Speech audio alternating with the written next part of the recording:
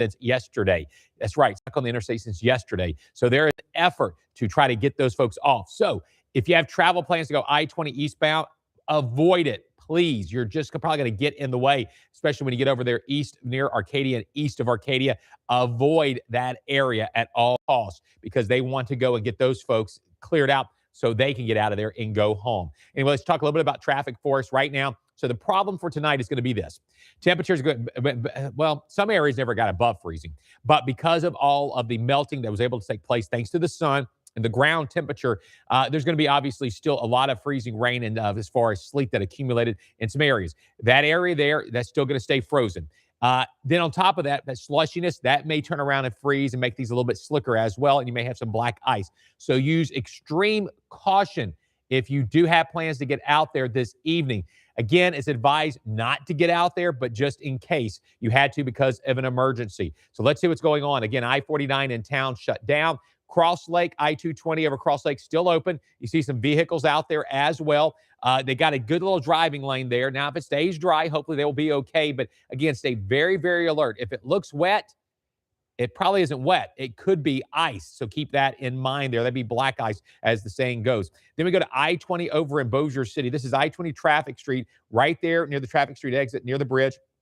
Going over the Red River, we're looking eastbound into Bossier City. Looks like cars going by okay there. I-20 there at a Barksdale Boulevard, cars moving along okay. Texarkana, things look a lot better than it did last night. And as you look here, traffic is moving. We now have a whole lot of traffic out there, but on I-30 on the north side of town, things look a lot better than what they looked like last night and even this morning.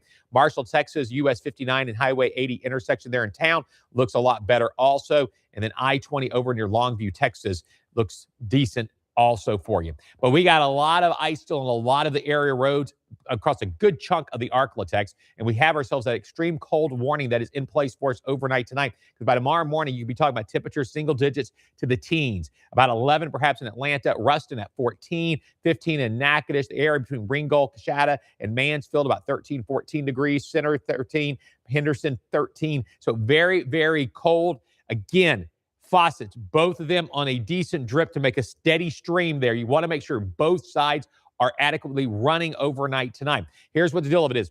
Just because once we get above freezing tomorrow afternoon and the next day also does not mean you're done with as far as any issues with your pipes, because a lot of times those problems do not arise until the thawing process starts. That means warming up some. So again, do everything you possibly can to prevent a problem there.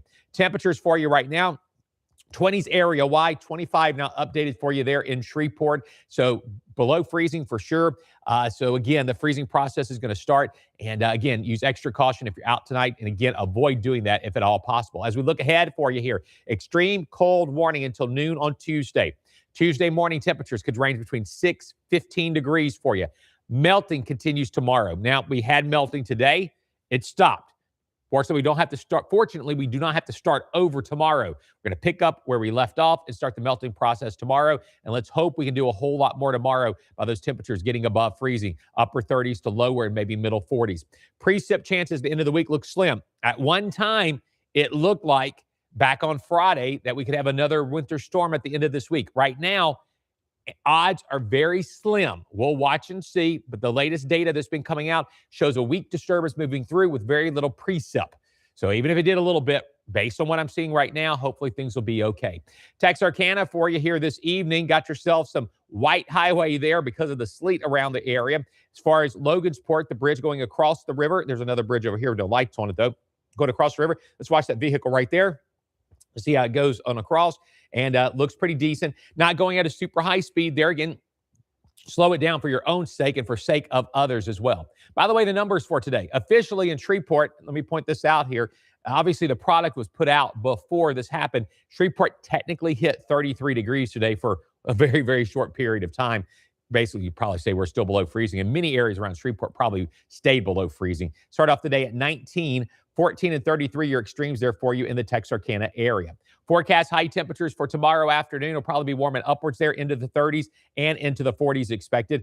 And so, again, bundle up for the afternoon hours. You're going to want to make sure to do that. Power outages, still quite a few of those, but the utility crews out there, SWEPCO, among other utility companies, trying to stay on top of the situation. And the numbers are gradually coming down, but the worst hit areas appear to be like areas of Shelby County, DeSoto Parish, Sabine Parish also, but things have greatly improved elsewhere across the Arklatex, so they're reducing the numbers as far as folks without power for you here this evening. So as we look at the forecast, I'm going to recap a few things for you, and let's take a look at it. The one thing that jumps out to me is still the number of days, consecutive days, seeing still below freezing temperatures, at least overnight. We warm up tomorrow, though. Might be a cold Saturday. Looks like a cold Saturday for you, shaping on up. But remember these few things. Tonight, the roads still icy in many places of the Arklatex. Avoid getting out. Number 2, drip on your faucets. A good drip on your faucets. Both sides there, hot and cold there for you.